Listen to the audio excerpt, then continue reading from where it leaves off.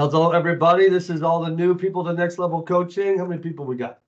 33. That sounds about right. 34. I think there's 40, so that's pretty close. I think a couple of you guys, I see Frank Cena's been in the core before, so he knows these forms. So we're going to spend about an hour together, and these are recorded. Every single one I've ever done, which is the beginning of every semester, is recorded. So you guys want to watch them again or watch a different one? Clock's on here too. Wow, look at you guys. Then you can watch them over and over again. So the biggest challenge in next level coaching is gathering, hey Lisa, is gathering your information in a single way. So in other words, you guys are all individual people, you're loan officers, so you're kind of like, well, I like to call you cowboys. Cowboys are very independent thinkers. And so you all have different ways that you run your business and do your business and track your stuff. But you can imagine if you're a coach and you have 12 students and they all send in their information in a different format, it's hard to read. It's hard to understand. And so the only way to be super effective in helping you in your business is for you guys to adapt and send us the information in our format. And I am positive there are parts of it that you will not like. So I'm going to ask you to build a bridge and get over it. I just need you to do it. And it'll seem a little redundant. So there's going to be, let's see, what are we doing? 5 forms. You got greatness tracker also, Rebecca? Yes, it should be printed. Okay, I don't see it printed, but that doesn't matter because you're going to share your screen when I want you to, right? Mm-hmm. All right. So I'm going to teach you, I'm going to go over 5 forms today and just how to fill them out. And I'm going to give you a little bit of the structure of a coaching call and then hopefully take a couple questions. Sound good?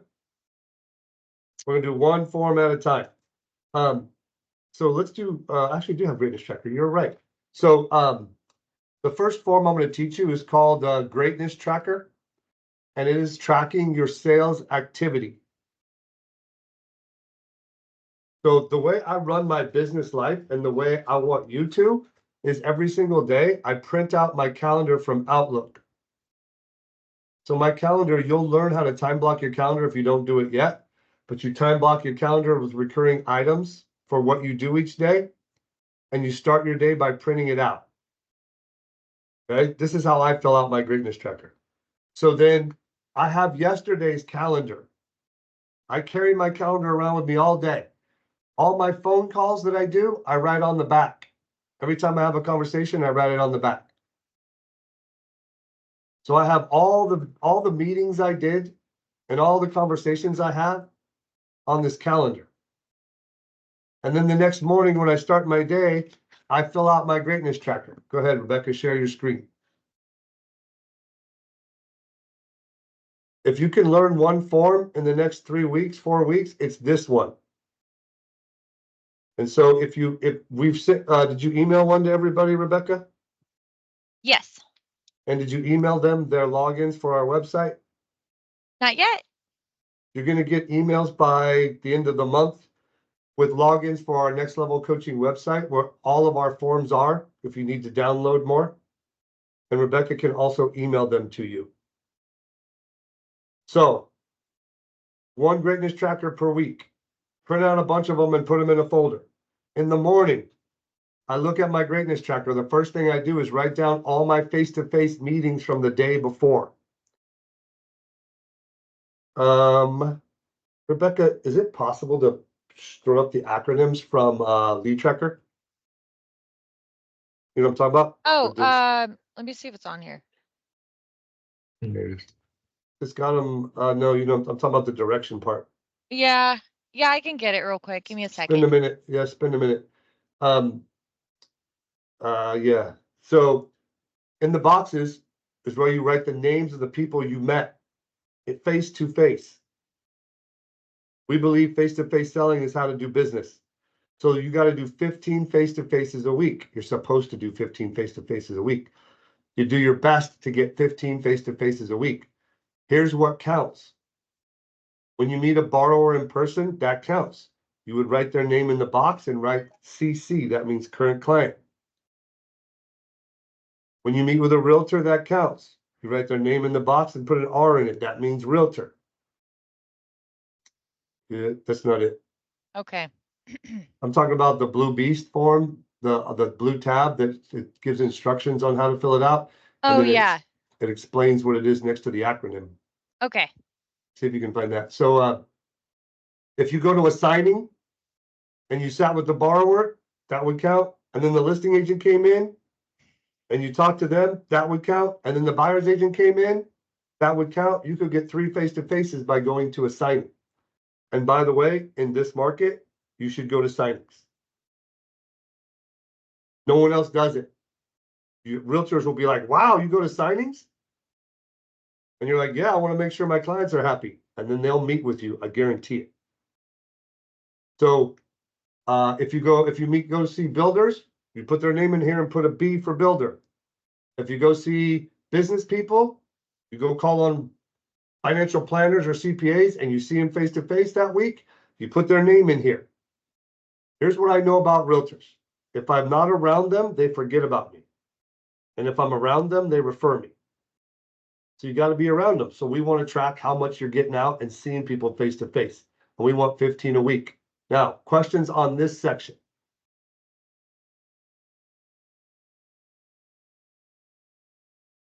None? How about if you go do a leverage? I saw someone try to talk. I don't know your name. Say your name and ask a question. Come on.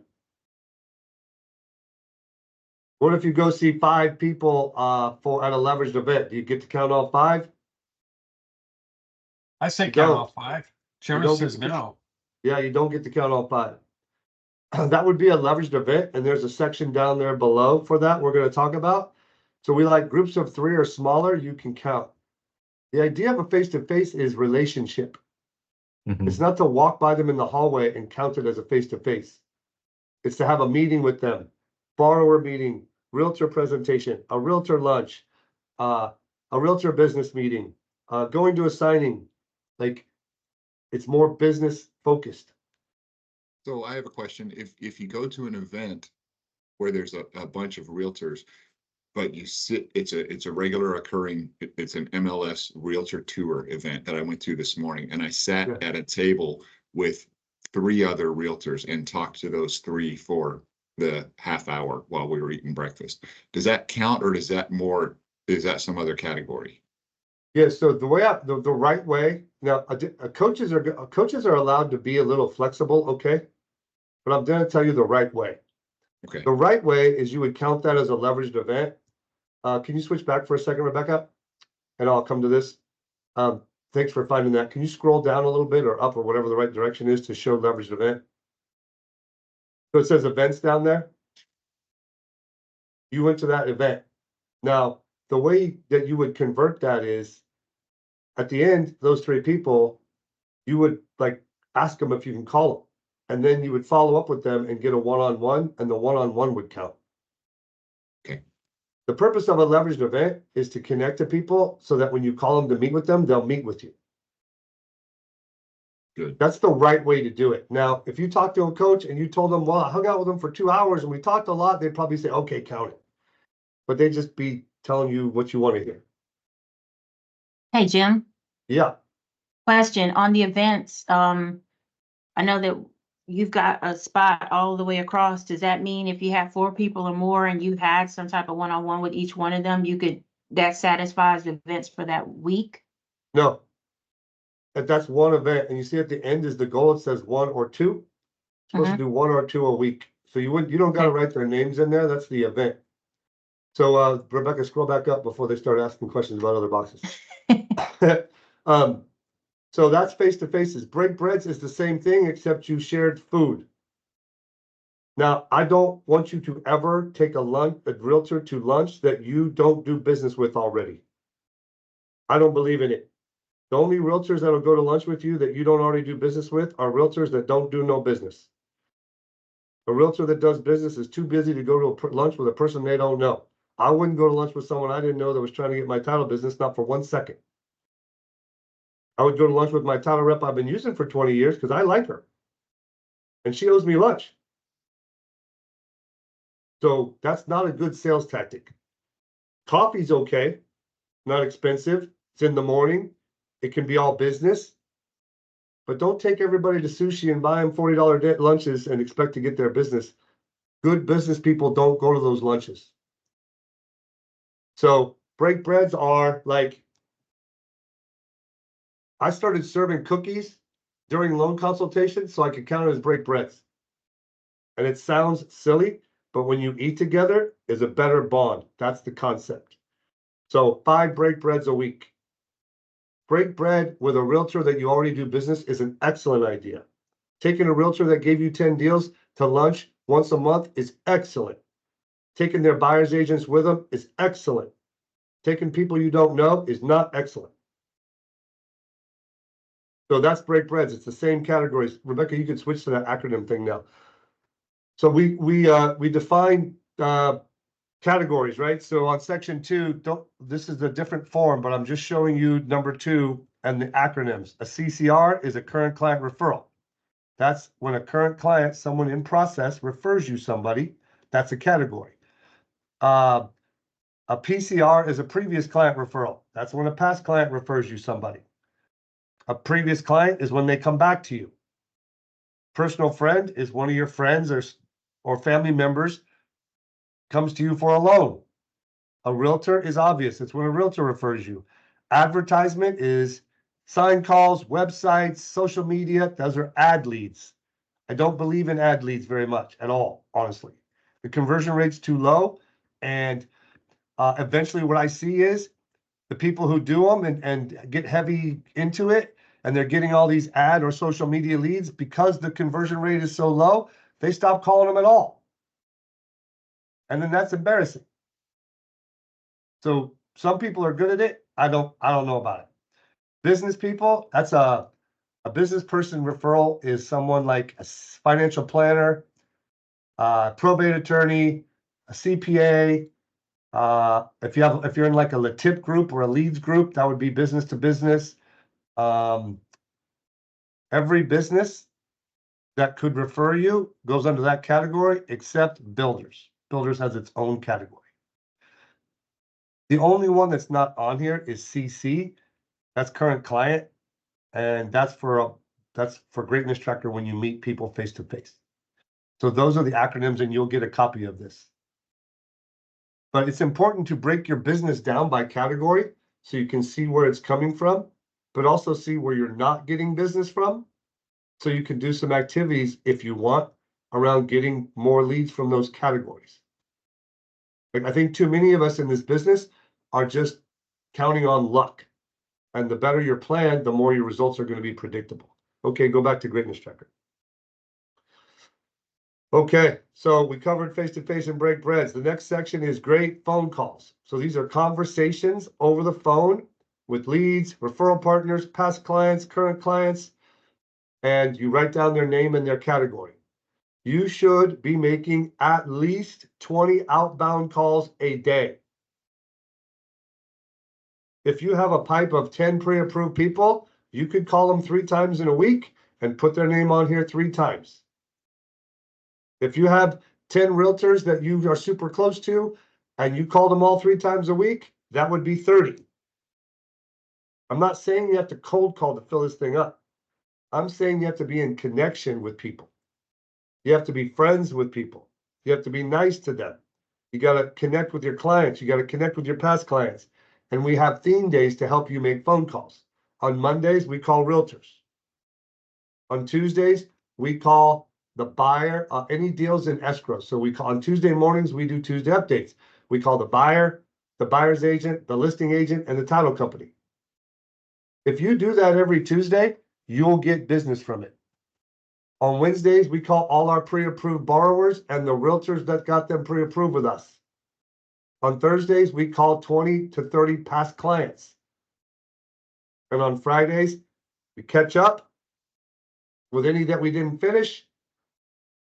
And we call at least 10 VIPs. Those are super important people to you. It's like I can stay more connected with my family because on the weekends I'm running around.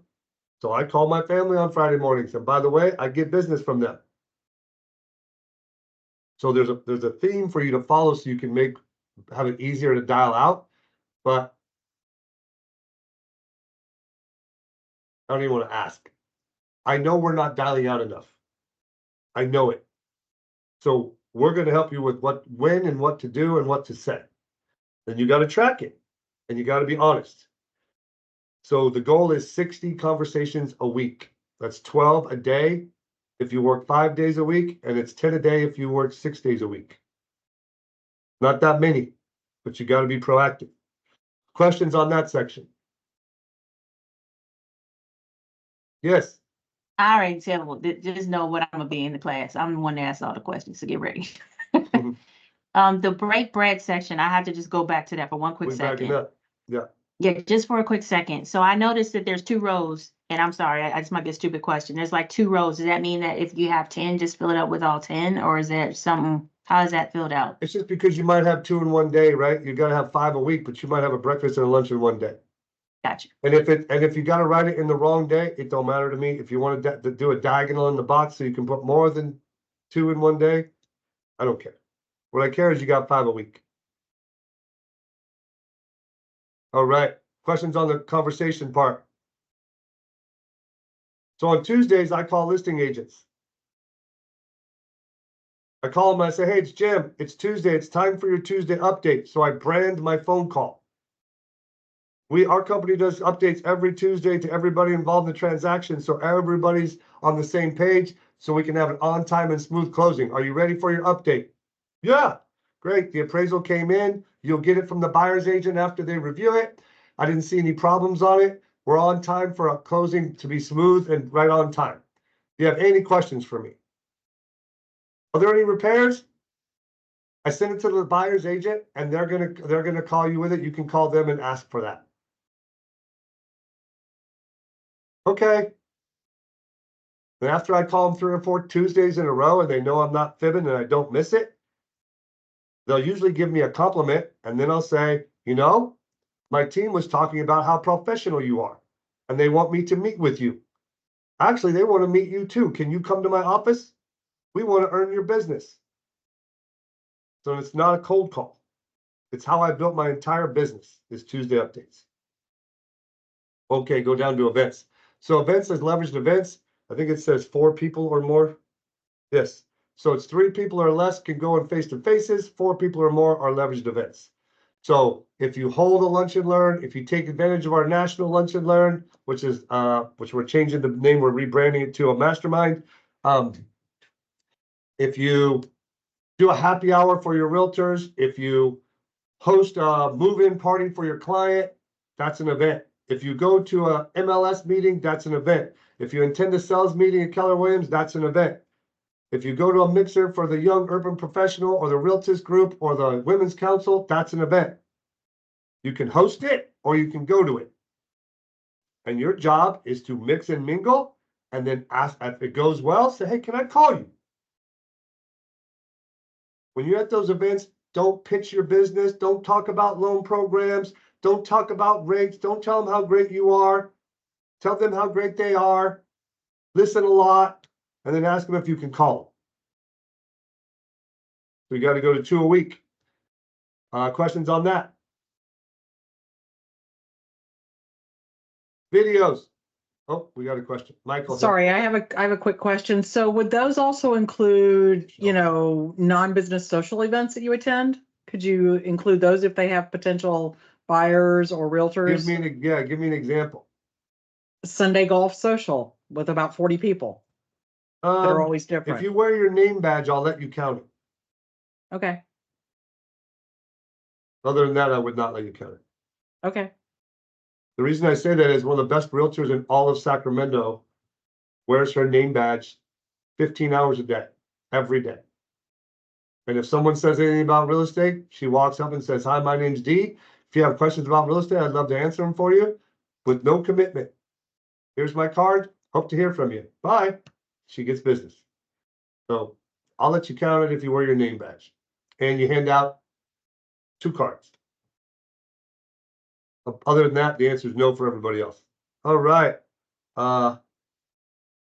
Events we covered, videos. Jimmy, Michael, Michael Hill has his hand up, Jimmy. Okay, Hey, Mr. Reed, nice to meet you, sir. nice to meet you. Yes, sir. So, before we continue on the greatness tracker for phone calls, it says great phone calls.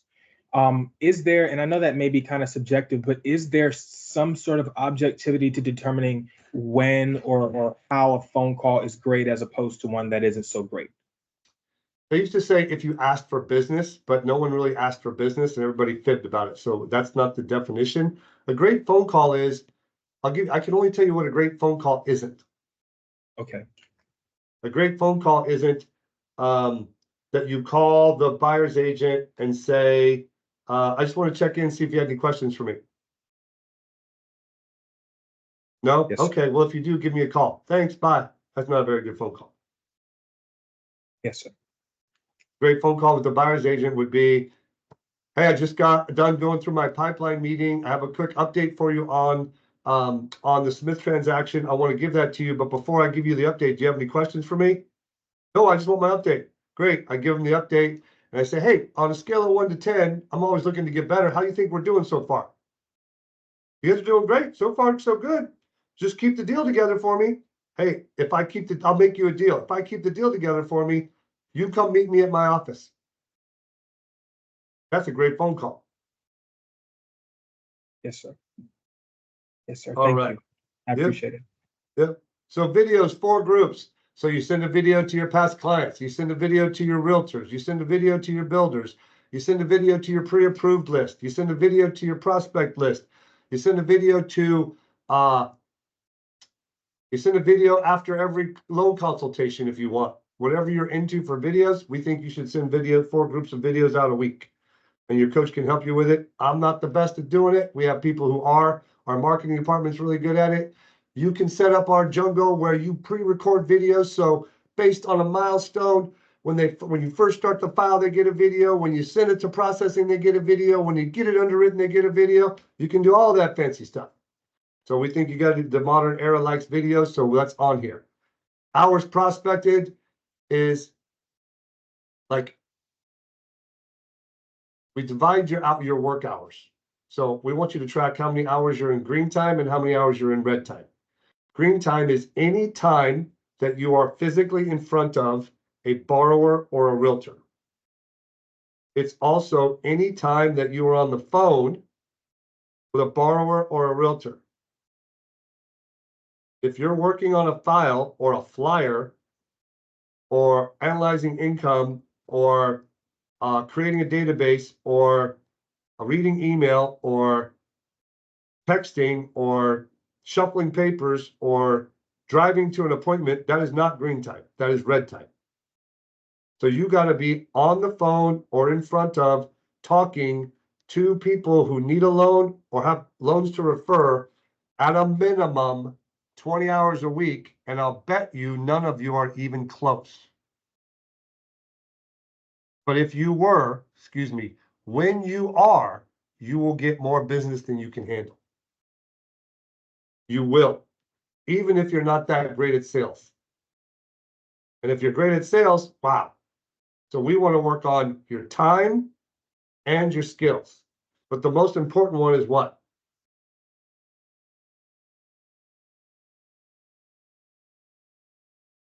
Most important. Time. Yes. There's attitude, aptitude, and effort. Right? So like aptitude is you're 6'10" and you are athletic, you got good aptitude for basketball. Okay? That's aptitude. Attitude is, do you enjoy it? Are you thankful? Are you grateful? Do you express it? Do you smile? And effort is not only how much time you put in, but how intense of a time you put in. Which one matters most?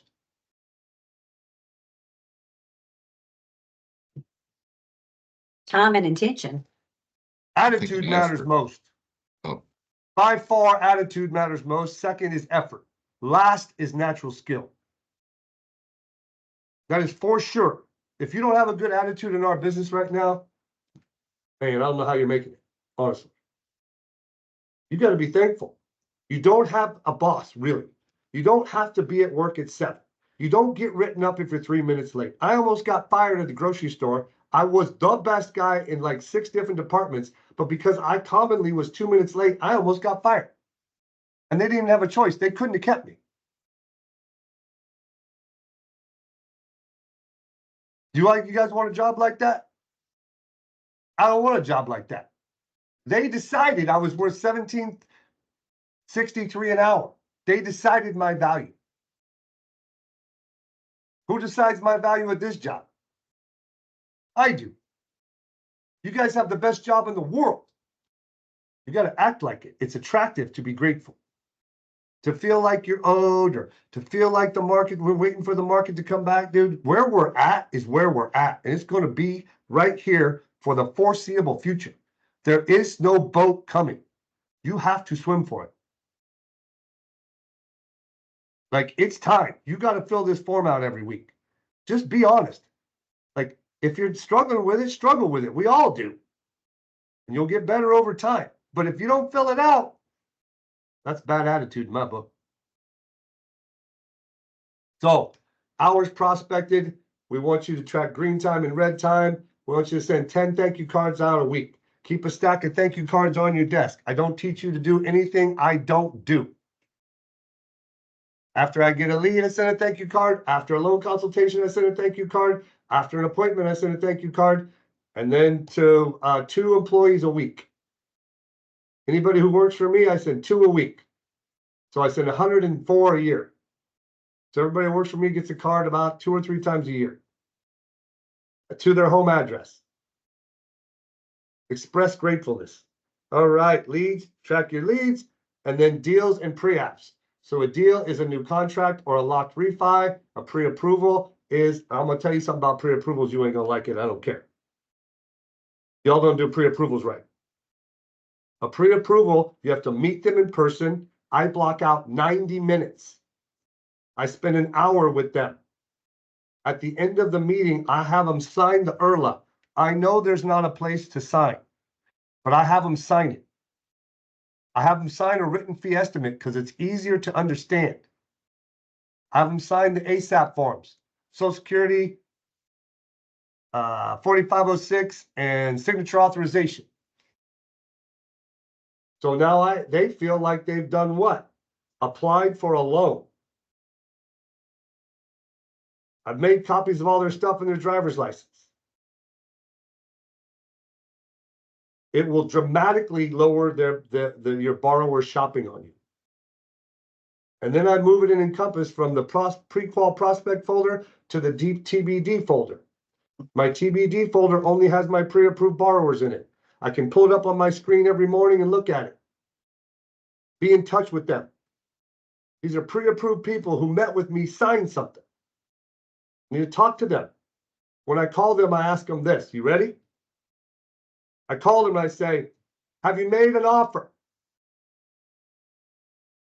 Why not? You know the first step to buying a house is make an offer. You guys know that, right? You can't buy a house if you don't make an offer. That's what I tell them, just like that. They look at me, they're like, well, we're not sure. And I said, well, did you know you have 2 weeks to back out for any reason? Like, you can make an offer, get accepted, like go to Home Depot, drive by the house at night, and then call and cancel. And you get your deposit money back. You know they don't know that? They don't believe it. So the sales process is to get everybody to go to the next step. Instead of trying to get them to the finish line, just get them to go to the next step. The next step is you're pre-approved, make an offer. Like, it's important. So we track TBDs and deals at the bottom. All right, questions on that form. The other ones I'm going to go through much faster. I thought I saw a hand up. Any questions? I had a question, Jim. Okay. I noticed that you on videos, I'm assuming that does not apply to social media, right? No, that doesn't count, correct? Or it does? Counts for me, I don't care. If you got a bunch of people following you, sure, that counts. If you got like 3 people following you, don't try to count that. I did a video this morning, put it on social media, but then I also individually sent the same video via Facebook Messenger to several agents. So Pauline, that might be another option. Don't just put it out broadcast, but directly send it to people and say, what do you think of this one? Like if you're gonna be on social media, you gotta spend like 20 minutes a day requesting to follow realtors and asking them to follow you back. You gotta get like a huge following. That is a numbers game. That is not relationship, that's transaction. Right? The idea is you get in front of a ton of people through social media transactionally, which is you sent them a video, they liked it, that's a transaction, that's not a relationship. But now when you call them, they know who you are, so it sounds like you're familiar, and then they're willing to meet with you, and then you move the relationship forward. And then they start to trust you, and then they'll refer you. So it's a tool to be able to meet more people in first person. I always worry that people want to use it as a tool to push people away. Don't use it that way. That don't work. All right, next form is lead tracker.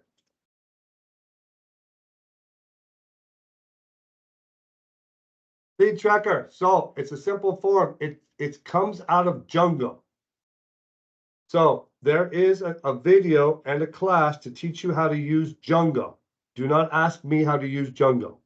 I do not know how to use Django. I have a loan partner who does Django for me. I have 3 jobs. I do loans, I run a branch, and I run a coaching company. So I have to have people help me more than you do. You need to know Django. So there's a class on Django. There's a coach, John King, who's going to record a video with me like next week teaching Django, so you can watch it, and I will probably do it live and record it, and you can be on it where you enter your leads into Django and these forms come out. I cannot teach you that. I don't know how. I can teach you the form. So every month has its own lead tracker. So don't just keep running the months together. We want to track your leads by month. Every lead you get goes on here. Every lead you get goes on here. Some people only put the ones that called them back on here. Don't do that. Don't do that. Every lead you get goes on here. Their name, their source, which was those acronyms I went over. Do you remember that? PCR, PC, Realtor. So you put the acronym and then the name. So I get a new lead. I don't know if we have one of these that's filled out as the sample, Rebecca. A new lead, Bill Smith, referred to me by a realtor, RLTR Victoria Witham. That's what I would put for source. Result of the call. Here's the way I like to do it. It's blank when I'm still calling them because there is no result yet. I don't need to write left message because if you call someone and don't leave a message, you're in the wrong business. So it's blank while I'm calling them. And then once I get them on the phone, the results are appointment set, and I put appointment and the date and time of the appointment. That was the result of the call. Or I'll put dead. They make $400 a month and their credit score is 500. That deal's dead. Or I'll put CM. That's contact manager. And then I'll write the month I'm going to call them in the future. So I talked to Jonas. Jonas got a bankruptcy. It's 6 months old. He can't buy for another year and a half. I'm going to call him in 9 months. 9 months from today is December. I would put contact manager December. I always call him in half as long as they told me to. But if I wait for the whole time, they always already bought a house. So whatever they say, I call them in half as long and I write the month down. I've already got their phone number on there. And then all I do is take their lead. I have a filing cabinet that's got the 12 months of the year hanging file folders, and I just drop their piece of paper in December. And then in December, I grab December and I call them all. If I left a message, I move them to January. If I talk to them, I figure it out and put them in a different month. I know it sounds simple, but it works way better than the fancy computer systems that y'all don't do the stuff that pops up anyway. Right? That's how I do it.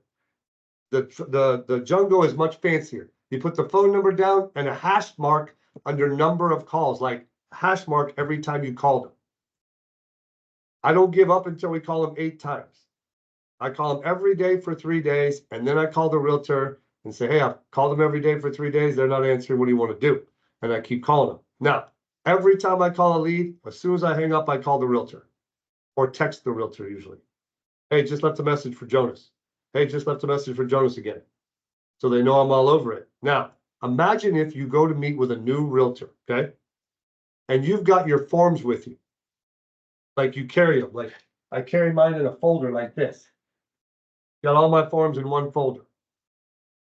Imagine if you took it with you on the road and you're meeting with a realtor and they're like, you ask them what their biggest frustration is, and they're like, well, I feel like my leads fall through the cracks, which is how most of them feel, right? And you say, you know, when I first got in the business, I kind of had that problem. Let me show you how I fixed it. And you open your folder and you got all your leads and the numbers sorted in detail and the results of the call and the hashtags showing how many times you call them, all their phone numbers, all organized. That's how you earn their business. So at the bottom, go to the bottom. We total it up on the G. See where the G is over there? It says total. And then on the left side, it says G. That's the goal. So your first goal should be 40 leads a month. That's 2 leads every business day. If you do 40 leads a month, you'll close 6 or 8 loans a month. I'm positive. So 40 leads a month. Get a couple current client referrals, get 3 or 4 or 5 past clients referring you, 1 or 2 past clients coming back, maybe 1 friend a month, maybe 25 realtor leads a month, 0 ad, maybe a few business, adds up to 40. And then where the L is, that's the actual number of leads you got that month. So the goal's on the top, and then you measure yourself for the month. And then the T is, how many of them did you convert to pre-approval? So our leads come in, we pre-approve them, that's converting them. This is tracking lead to pre-approved. It says deals on here. Deals are for a lead that came to you already in contract, which is very rare, or a refinance that locked. Everybody else is a pre-approval. And then we're going to teach you how to do the math and get a closing percentage. The average closing percentage from lead to pre-approval for 20 years in the core is 35%. That's some of the best salespeople in the nation. And the lead to closed transaction is 22%. It's not on this form. You're going to have to trust me. So 10 leads is 2 deals. 10 leads is not 5 deals. 10 leads in this market is 1 or 2 deals. So down here in the bottom is a circle. It says the perfect model. This is the perfect sustainable lender model. Half your closings come from realtors, a quarter of your closings come from your past client and database, and a quarter of your closing come from business people, like a leads group, a chamber of commerce, attorneys, financial planners. That's a balanced approach. It's a 3-pillar business. So when refis go away, this person's still doing loans. When the purchase market goes away, this person's still doing loans. All right, questions on this form? Hey, Jim, just real quick, did you say app to closing is 35% Lead to or lead to pre-approved. closing? Lead to pre-approved. Okay. And then what was the second one? Lead to closed is And what was 22. it? 22. Okay. Thank you. Right now, what I'm seeing is more like 17% on average. Some as low as 15, some as high as 20. I think that if you don't have super high skills and super good systems, you should count on 15% lead to close. And that's why I said if you get 10 leads, you're going to close 1 or 2 deals. So this is intended that we would have this in paper form. Well, it's in Jungo. So it's in Jungo where most people do business. And this form gets printed out of Jungo and it's very automated and cool and fancy. I don't do it that way. Okay. I like to be on my desk looking at my lead tracker all day. That's the way I like it. Some people like the computer, that's fine. For me, like automated bill pay and things happening automatically and I don't gotta think about it is a disaster. I spend too much money. I don't know what's happening. I get things on my credit card rebilling every month I forgot about. I don't do that. It's a disaster. I like to see it and touch it. Michael. Yes, sir. I know I'm very, very new to the business, but what is contributing to a 5 to 7% decrease in the conversion rate? So we've gone through the biggest, steepest, most dramatic rate increase in the history of the mortgage business, and there's not enough loans and too many loan officers. So loan officers are cutting their commission and being super competitive and trying to steal deals from each other, and it's survival of the fittest. Now that's almost over. I thought it was over, but it's kind of slowed down a little bit. I think we might have another 10% that's got to get out. Last January to this January, there were 22% less closed purchases in America. From January 22 was higher than January 23, 22% difference. I would not have guessed that. Yes, sir. So it's just more competitive right now. So what that means is you've got to be more professional. You guys should never, ever email a written fee estimate, ever. Don't do it. You're not going to get that loan. They're going to take it, give it to someone else. They're going to look at it, and that person's going to do exactly what you would do. Oh, I can beat this. Yes, sir. So you got to tell them, come and meet with me. Here's what you get. It's free. When you leave, you'll be pre-approved. If you're not pre-approved, I'll give you a written plan of what you got to do. I'll tell you how much the sales price is, what the payment is, what the cash to close is, with no surprises guaranteed. If I'm off, I'll pay the difference. You got to talk them in. You got to do this process step by step. When you get a lead, your only purpose is to get them in front of you. Yes, Once they're in front of you, your purpose is to educate them and to build rapport with them so that they love you. Be real and honest and have them sign something as a test to whether they're going to use you or not. Once they do that, the step is get them to make an offer. Talk about the tax advantages. Ask them how long they're going to be in the house. Show them a chart of the average value of a home in your area over 80 years. And as long as they're going to keep the house 10 years, it's going to go up. Remove their concerns. Once they get in contract, call them every week. Answer their questions. Take care of them. Then go to the signing and hug them. That is the job. People want to do it by sending an app and calling people and you don't get to earn a paycheck doing that. You guys are originators. There's a difference between being a loan officer and being an originator. A loan officer works at a bank and deals come in and they process paperwork and they sell the bank brand and the bank rate. And they get about 20 to 25% as much as you do. They get a lot less. You are an originator. You're your own little business inside of our business. And you're a boutique. You're not Keller Williams. That's not boutique. You're boutique. You're a small, hand-holding, loving business. And you have to express it every day. And then you can make more money than you thought possible and take care of a lot of people along the way. It's a blessing. You guys are getting me all fired up today. All right, next form. Paylog. What's that one? Oh, that's the summary. Okay, Paylog. So Oh yeah, Paylog I was just showing the Django lead tracker. That's okay. what that was. I'm not going to do that. Paylog. So we're going to do a Django class within the next week. Don't worry, it's going to be fantastic. John King is great. He's going to explain all the clicks and all the stuff. It's going to be fantastic. Pay log is, these are just when you lock a loan, you have 12 pay logs in a folder, 12. The 12 months of the year. So whatever month it's going to close in, you put it down. The close date, the buyer name, how much you're going to make, what the loan amount is, source of business in detail. And then at the bottom, you total it up. Now at the end of the year, you got 12 pay logs.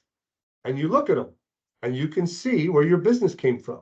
I got 15 deals from Susie. Susie needs a nice Christmas present and a really nice card and to come over to my house for dinner. She sent me 12 deals. 12 deals at $4,000 is $50,000. She needs to be taken care of. So you can see your business results on your pay log and you know what you're closing. Also, if you look and you don't have enough closings, it'll spur you into being more active.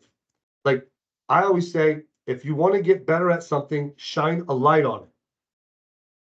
Shine a light on it. And you'll get better. But if you're not aware of it, you won't get better. So you're looking at your pay logs and it's the 15th of the month and you got no deals for next month, you're probably going to get on the phone more. You're probably going to call your TBDs more. You're probably going to go out and see more offices. It can help you keep motivated to keep going out. We'll total up the bottom for the month and the year to date. I think these are the forms that Rebecca can send you are, what's it called? Formulated, have formulas in them and do the math for you. We want you to know how much you're going to make this month, how much you made on average, how much you made, how much you are projected to make, what's your average loan amount, just some statistics so you know your business, so you can be a student of your business. It took me 6 months. Got to make sure you just heard me. It took me 6 months to use the forms properly. 6 months. The first 3 months, it was a disaster. The 4th and 5th month, it was a little better. Finally, on the 6th month, I did one of the forms right. So it's okay if you don't do them right. It's okay if you don't get it right away.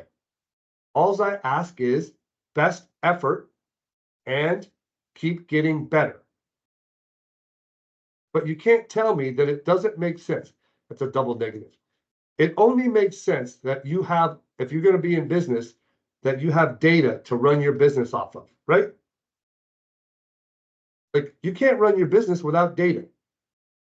What's your conversion rate? How many leads are you getting? What's your closing percentage? How many referral partners do you have? How many leads you get in a week? You need that data. And this is that data.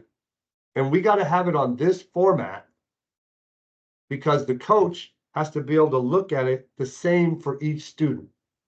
Otherwise, the whole call is the coach trying to understand a form and seeing if you did your math right. So I understand, again, it's a little frustrating to learn a new system. I'm trying to take the pressure off of you. No one expects you to do it right for the first 6 months. We just expect you to work hard at it. I believe that whatever you think about most is what you become. I believe that's what prayer is. So if you think about your business more and you talk about your business more and you share about your business more, guess what you're going to get better at? You are. And then you're going to make a little more money and then you can take care of your family better. Save more. Like, I don't think I've been broke and I've been what some people would call rich and I was no happier. No happier at all. But it is easier. It is for sure easier. And if you're going to go to work and work hard, you might as well get the best results you can. That's what I think. Like,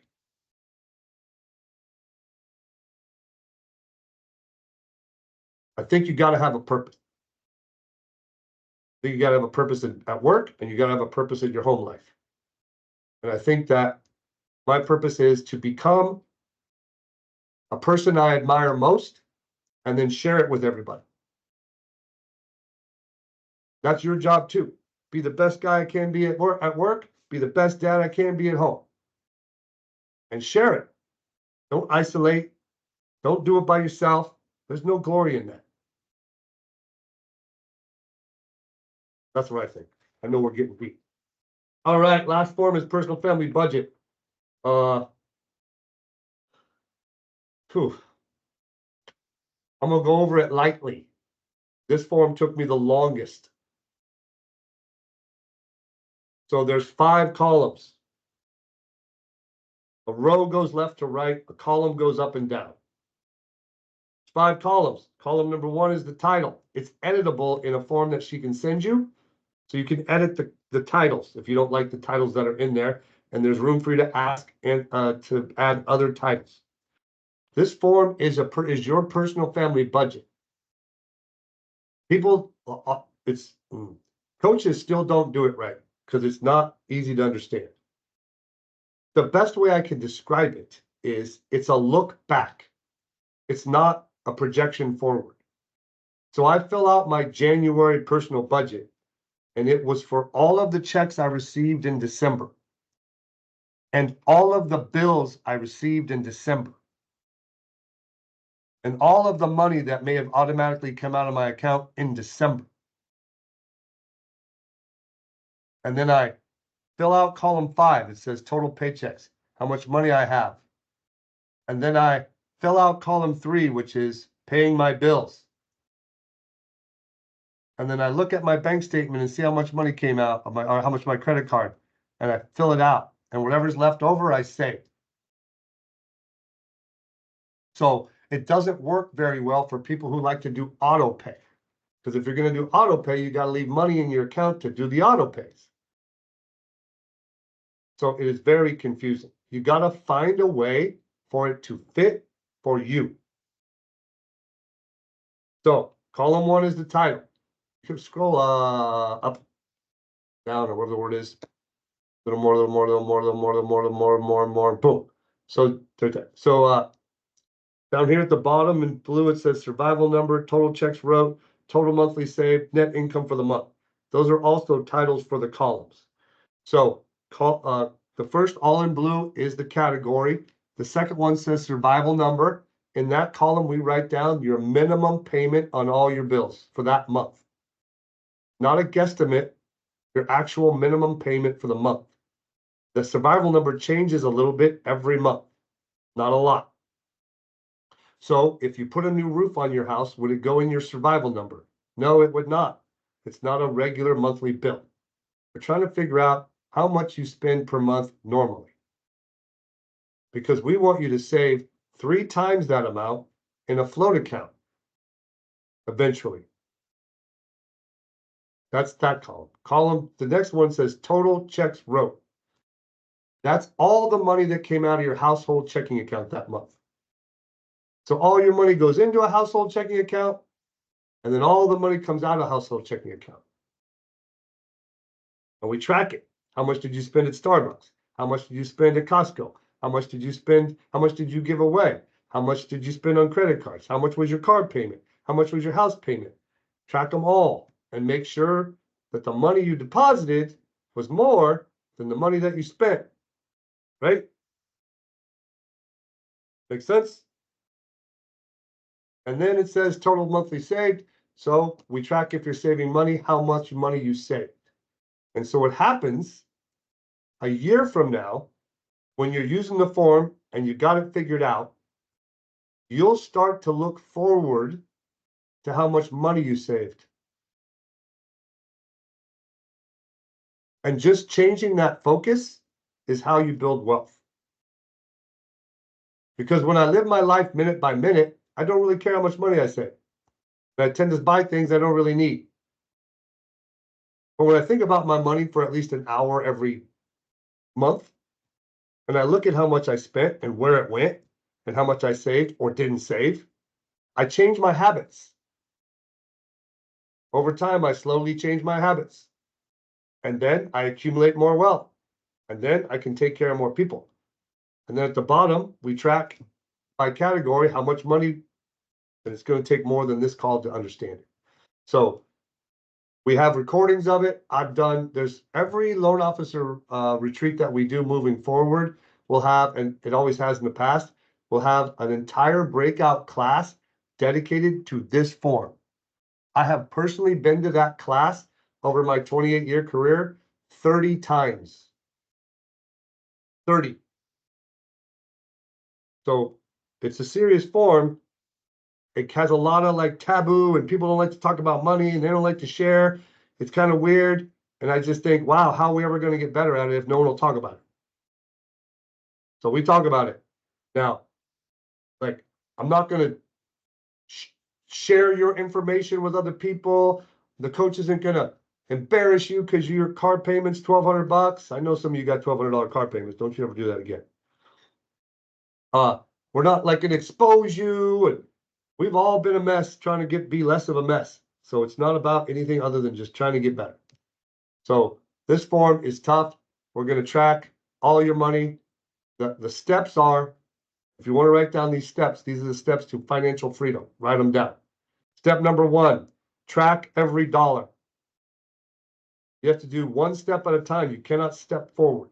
So what you got to learn how to track every dollar. All dollars in, all dollars out, by category.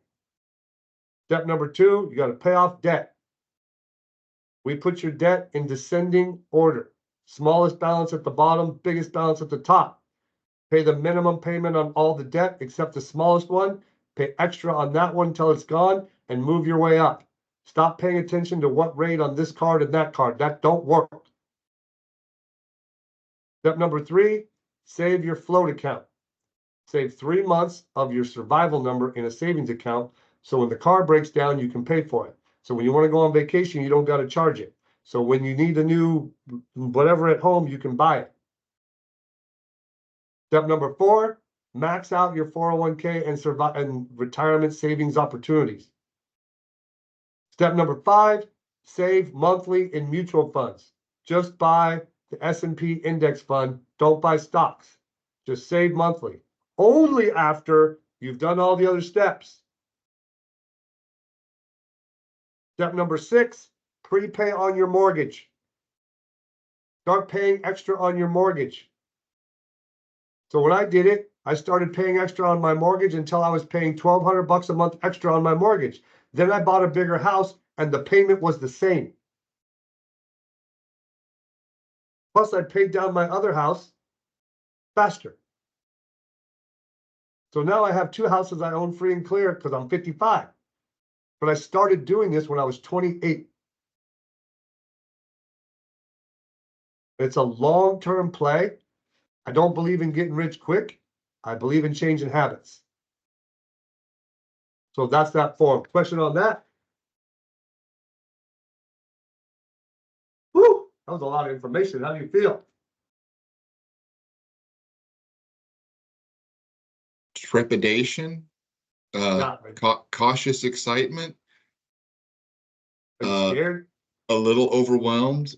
Yeah, but thinking I'm thrilled that I'm at a company that offers this kind of coaching. It's like going to a personal trainer. You know, the more it sucks, the better it's going to be for you. And I think there's some parts of this that are really going to suck from a discipline standpoint. But I've been in the business 23 years and I haven't had this kind of structure and accountability to get me where I really want to go.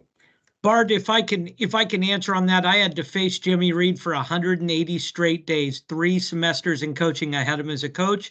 And the one thing he kept stressing to me is, Jonas, don't hide from me. He said, turn in your forms. He goes, I can't coach you if you're not turning in your forms. So please, guys, no matter what, the biggest thing Jimmy said was make an attempt at these forms. Your coach will correct you. Ever yell at you, Jonas? No, sir. No, you did the opposite, which shocked me. Did I ever cuss at you? No, sir. Did I ever tell you were like not good? No, sir. I was intimidated on day 1. And about day 30, I realized who you were. Not at all. Yeah. It cracks me up. People tell me like I'm scary. I've never cussed at anybody. I don't yell at nobody. I don't belittle nobody. I just expect you to do what you said you were going to do. Like if you say I only want to do 5 loans a month, we're going to coach you to do 5 loans a month. If you say you want to do 3 loans a month, we're going to coach you to do 3 loans a month. If you say you want to do 30 loans a month, well, then you better get ready to go to work. It's just what you want is how we coach, not what I want. Like when I first started doing this, I've been coaching this way for 25 years. I've been coached this way 25 years. It changed my life. So it used to be my biggest problem was I saw more in you than you saw in yourself. So I was pushing you to what I saw you could do. That don't work. I tried it all kinds of ways. What works is be in relationship, find out what you want and help you get it. That's what works. All right, I'm 1 minute late. I gotta go. I'm glad you're all in the program. I can't wait to see you in person at our next event. Bye.